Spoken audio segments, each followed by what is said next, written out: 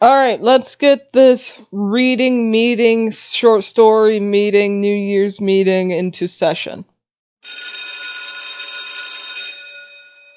So just for an explanation for everyone confused as to why I'm not making either Autism in Writing Part 2 or 2023 achievements, I have not been feeling the best over the past week and a half.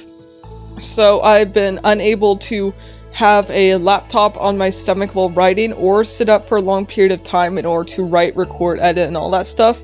And even right now, with me feeling slightly better but not the best, I am still unable to speed through an episode or even record at my desk or even with a laptop on my stomach.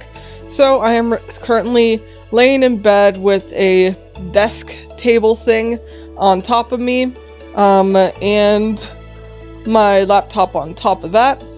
And I will be reading a short story that will be part of my collection of short stories 2023, which will come out sometime in February, most likely February 1st. So you guys can look forward to that. And the short story I will be reading is the last short story in the collection. And it is called Disciple 2, a Shrouded Personas short story. Alright, let's get into it. Today's the day of my first ever solo mission. After 9 whole years of hardened training, sensory enlightenment, and leadership coordination, I'm finally allowed to travel and finish a job all on my own. Sadly, I'm not the youngest to have ever been allowed to do so, but compared to the kids at my day school, I should still be quite proud, I guess. Olia, the underwater nation, high-tech, rich, mostly snobby. I have a lot to work on within the next 8 hours till I depart, especially when it comes to trying to fit in. So best to start doing my research now. I have the whole weekend, till Sunday night, to be able to finish whatever tasks that will be assigned to me. Sadly, I have to get through this field trip first. Luckily, it involves swimming, so I can get some practice with deep diving. My skinny body has always made it difficult to get very deep, usually resulting me in just bouncing back up. So this time will be good for me, as long as I'm not forced to work with any of these hooligans or do set swimming practices. Hopefully the pool is big enough for me to get my own lane, or at least a section in the deep end to practice. But alas, it's still a trip with 76 other kids and a whole nother school. So chances are slim that I'll even have enough space to breathe. But no matter. I can work my way around it and find a way to practice. I always do. Until then, I have to get through this awful carriage ride. We've been assigned as 8 kids a carriage when it only seats 4, maximum. And I'm currently stuck between a boy who hasn't showered since first snowfall, it's practically spring, and a girl who won't stop scream laughing in my ear whenever her crush says something funny. In reality, she only acts kind towards that blonde-haired, blue-eyed imbecile because his birthday is coming up, and his family is known for making some of the best homemade cake. I've never got to try it before. It had been brought to school to share at the class a few times, but someone would always either take mine or just refuse to give me one altogether. But no matter. Sugar's a drug, and I have no intentions to become an overweight addict. Throughout the hour-long ride, I was spoken to twice and spoken about more than 17 times. None of which were positive. But I don't care. Being naive and wanting friends is for weaklings, and I have no intention of dying before my first ever solo mission. I will not cry if these people die gruesome deaths that I could have prevented either. Humans are horrible creatures, and it's quite possible that even the inhabitants of Colstent or Sortirid are practically monsters in and of themselves. Alright everyone, file out in a line of pairs. My morning teacher, Mrs. Pritchard, calls out in front of the doors to the massive, primarily windowed building in front of us. It's shocking, really, that a single company, let alone a person, could afford to build and maintain something like this. All that water, now filled with chemicals and undrinkable, just sitting in there, being filled to the brim on a daily basis with a bunch of disgusting, unhygienic, grotesque kids. I have a choice now. The unshowered pig, or the louder than a fire alarm girl. One risking my sense of smell, the other my hearing. Honestly, I'd rather not breathe through my nose for the next few minutes than end up with hearing issues before my mission. Pig it is. I choose to tune out all of the chatter, letting it flow to the back of my mind and remain there until there's some information I may need. Luckily, it doesn't take very long till we are all in our gender-designated locker rooms, with soaking wet floors and mud left, right, and center. For some reason, there's even mud in the lockers. But what can you expect? It's a farming nation, with dry dirt everywhere. So if you toss in a huge-ass pool, then you can expect there to be only mud wherever the eye can see. And more. Sadly, there are only about 50 lockers available, so not nearly enough for all of us.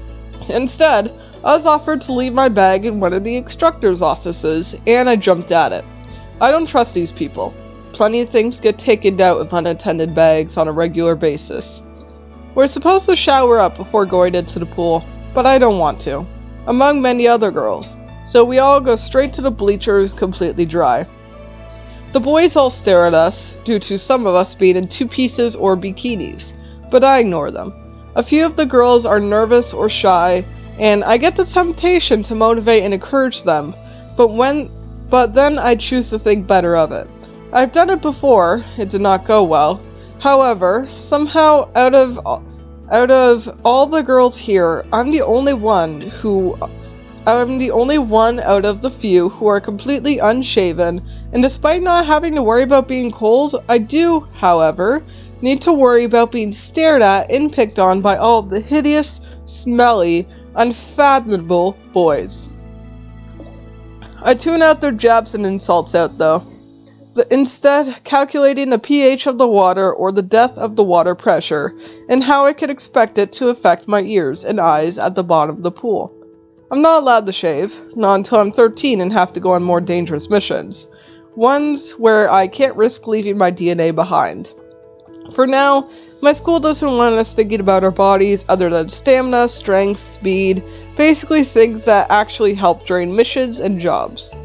The pool is quite large, 8 lanes, can probably fit 2.5 kids per lane width, and it gets deeper the further you get. There aren't any high diving boards, but instead just one diving board right above the water and a few blocks used for speed diving in every other lane. By the looks of it, the water only goes down to 30 feet deep. Not the best, but still good for practicing, I guess. There is a second pool room in the back. Judging by the steam in the corners of the windows, it must be a hot tub of sorts.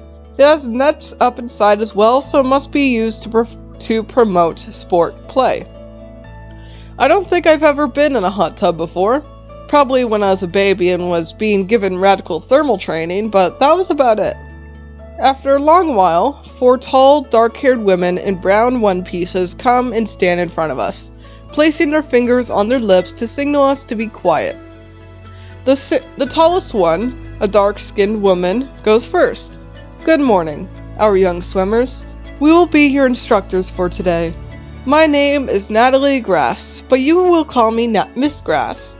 Now, due to you all being of the same swimming level, we will instead be separating by height, starting with the tallest. So everyone, please line up around the pool from tallest to shortest, with the tallest being by me and shortest being by my colleague on the other end named Miss Groan. Chop chop. At an instant, everyone gets up and rushes to where they believe they belong. However, even though throughout the entire school it's known that I'm the tallest, many kids still try and line up in front of Miss Grass, to which she instantly sees me above all of their heads, gives them serious looks, and silently points them to line up properly. It's awkward while we wait for everyone to finish lining up around the pool, especially since we also had to wait for all of the instructors to finish their hush discussion on how many kids will go to which group. It appears that the second school is taking a while to arrive, which for now is good for me, since it means more time to practice than wait. After another long while, the groups are all finally decided, and we are all taken to different parts of the pool, the shortest group of which is going straight to the hot tub. Looks like we're all going to the hot tub separately. My group is taken to the deep end of the pool, though. Sadly, due to all of us being at such a low level, we are all forced to wear life jackets.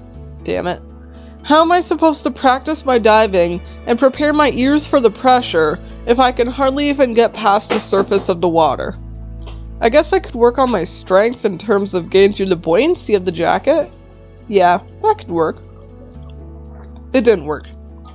I tried to get deep down, but each and every time the woman dove in and tried to save me, due to assuming I was drowning. After my 8th attempt, I was forced to get dressed and sit on the bleachers. Didn't even get to use the hot tub, and my group was sent in the moment I had gotten back from the locker room. They looked like they were having fun, but I doubt I would have enjoyed it. Being stuck in a small back room encased in glass with people playing volleyball in boiling hot water? Pass. At least I had been able to spend the remaining hour and a half here watching the woman show the others how to dive and swim fast, as well as good breathing techniques. I would have preferred to practice them in water, but I'll take what I can get and practice breathing on land. I was the first to be sent into the carriage due to being dressed already, though sadly that also means I was stuck with one of my teachers, and she was not happy. She would just not stop complaining about how stupid, lazy, and embarrassing of a child I am. I swear, you might as well just rip off all your clothes and beg on your knees for the attention of all the boys around you, she grumbles through tense teeth with a fierce glare. You damn kids nowadays, always just begging for attention by flailing your damn pussies left and right, crying desert. Projecting. Poor Miss Lind. She didn't ask to be completely cut off by her daughter's lives, but she did, however, deserve it. Practically begged for it, and quite literally with her pussy out for her daughter's boyfriends. It's a long ride back to the old, dusty, straw-like school, the entirety of it being spent with Miss L lecturing us all on sex and how useless and immature we all are. If I cared, then I'd definitely feel bad for the boys. After the 15th pussy, they started to get uncomfortable, and that's when she began sexualizing them. Stepping off of that carriage felt similar to escaping a gas chamber and taking my first few actual breaths of air. But now I must focus on my mission, starting off with getting through the next hour of school, which I don't have to get through, because I refuse to stick around for the rest of the day. 1 hour or not. I don't care if there's a pizza party waiting for me in there. I refuse to go in, and just take it as everyone picks on me and tries to fight me because they're all riled up. First breath, second breath, for third breath, and I take off. Heel to toe, dust kicking up behind me and each in to exhale being tracked to ensure stability. Arms swaying to keep up with the rhythm. Faster. I need to go faster. Faster than the ships of Olea, faster than their steeds, faster than their Olympians. I need to go faster. But I'm back at my shack before I can manage a new record. 25 minutes. Depressing. I managed 19 just 2 weeks ago. I'll need to try harder. But not now. Now I need to rest and save my energy for my trip to Olea. How long is it till school starts? About 3 to 4 hours? Okay, yeah, that's enough time to pack and head over. And then after my first class, I should expect to be called out for my mission. My classmates are going to be so jealous. Though the ones who's gone before me are going to be so stuck up. Whatever, I can't be thinking about that. My shack. Brown, hints of silver from chip paint, and made entirely of what would assume as thick tinfoil, stands before me. With a cracked window, broken wood door slightly ajar, and a sandy pathway leading up, stomped down and begging for fresh rain. Me too, pathway. Me too. The rocks knock against each other as I make my way up to the front, not bothering to knock. Nobody's waiting for me inside. Nobody ever will be waiting for me inside. Nobody has ever waited for me inside. The door creaks open and screams as I nudge it off its hinges, catching it just before it tumbles and squeezing past as I push it against its foil frame once again. 4 hours. That's the amount of time I have until it's time for my night school. That's the amount of time I have until it's time for my mission. My first ever solo mission. I have to take every second available to me to prepare. To start, potions. I don't have much available to me, at least with the way the environment has been lately, but I still have little things that improve stamina, weight loss, and even one that can make me slightly transparent. Useless. That's what I am. Utterly useless. No, I can't start down-talking myself now. I've come this far, so clearly I must be capable of something. But no matter, I still need to figure out something to do to help me prepare, even if I have to take a run to the library to look up potions. Damn it. I should have paid more attention to my geography and potion classes. Well, more of all my classes. But right now, those are the primary ones that would be of use to me. Come on. Think. Think. Think. Gazing around the entirety of my shack, one vital task comes to mind. I know. Disciple 2. Please make your way to Dispatch Room A7E for your upcoming mission to Aaliyah. The speakers roar throughout my classroom. They were quick to send me off. Perhaps it's because this is a 4-day job, and I only have 3 days to complete it.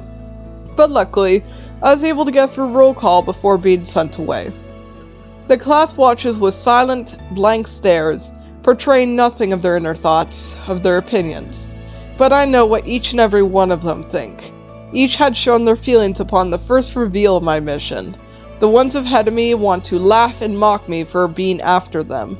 The ones who have not yet been chosen wish to take me out as some sort of overrated competitor.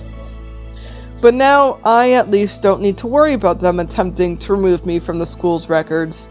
The only focus now is succeeding in whatever task I'm about to receive. The hallways are long, tall, and polished to perfection, seeming to go on with no end in sight.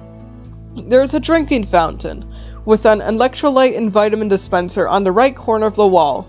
I'm about to pass. A smudge of blood on its sensor, likely an older student that had finished combat class. There are no decorations on the walls, no colors in sight other than the bloodstains. Everything is white and cold and silent. Even my footsteps fail to make a noise.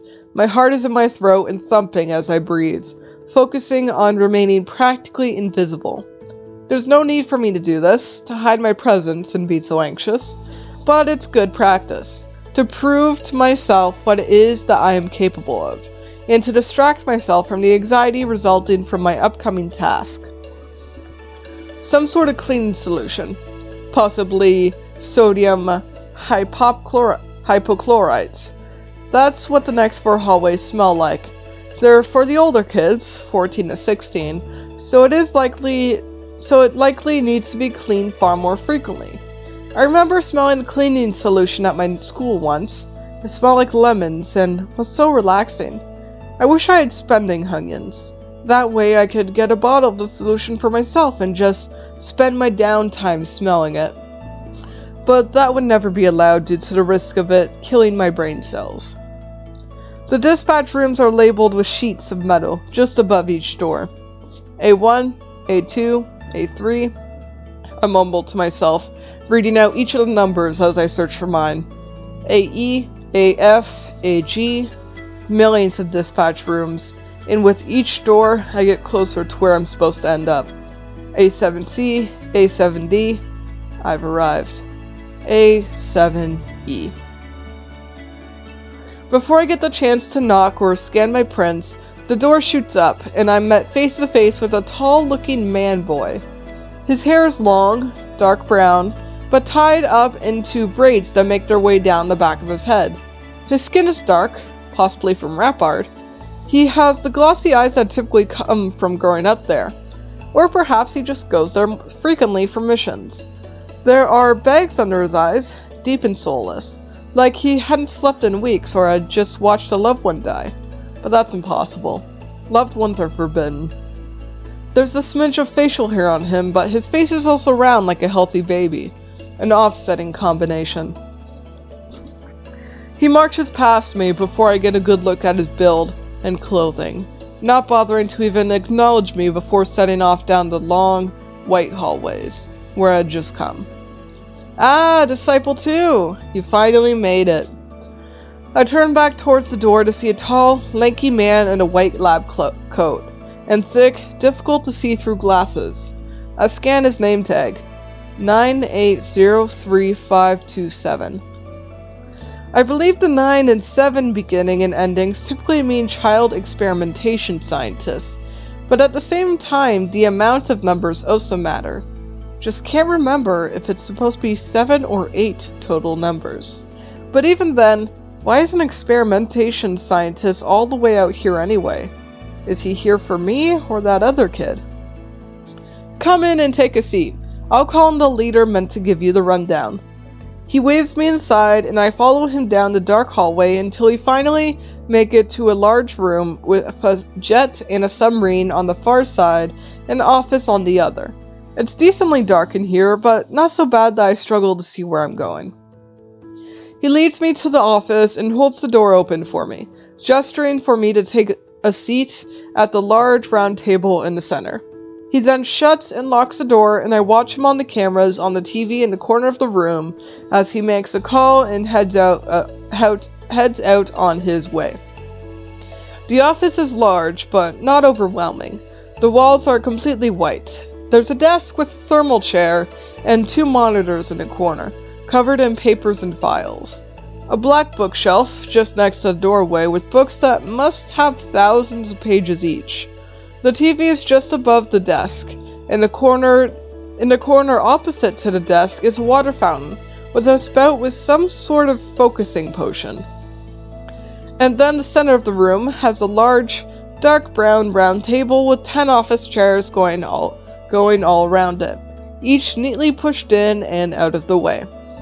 I don't bother in continuing to look around after the initial scan. Instead, I just stay put, watching the cameras up in the corner as a woman in a white lab coat with her hair tied up into a messy bun comes rushing over to the office carrying a file. The door opens with a hurry and she comes rushing in, moving to take the seat across from me. Sorry, so sorry. Things have just been a mess ever since the new import and export laws. I tell you. I haven't gotten even an hour of sleep in total for the past week, due to having to research all of the loopholes. She places the file down and takes a seat, then opens it up and begins skimming through it.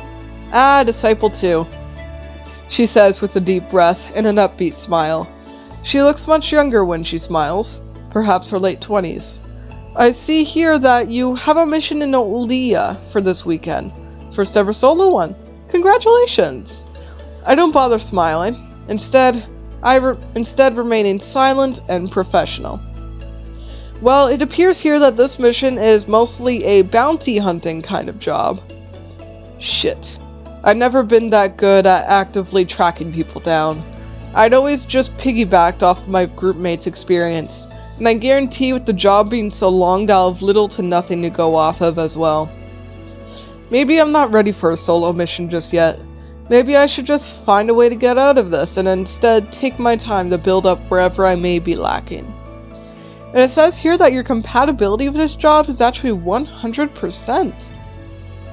She takes a few papers out of her pile and passes them over to me. That's actually pretty amazing. It's not as rare nowadays, but back when I was your age, complete matches were basically a once-in-a-blue-moon occurrence. She pauses for a moment and laughs to herself. Wow, that just made me sound so old, and I'm only 47. 40 what now? I thought she was in her 20s! But then again, now that I'm taking a closer look, there are quite a lot of wrinkles on her face and hands. Alright, so basically you'll be taken to Olea's main port at Shinshul. We've decided that hiding in plain sight would be best for this job. However, we don't want you to stick out like a sore thumb, so you'll be given a pair of clothes in their color, which will be burned when you are on your way back.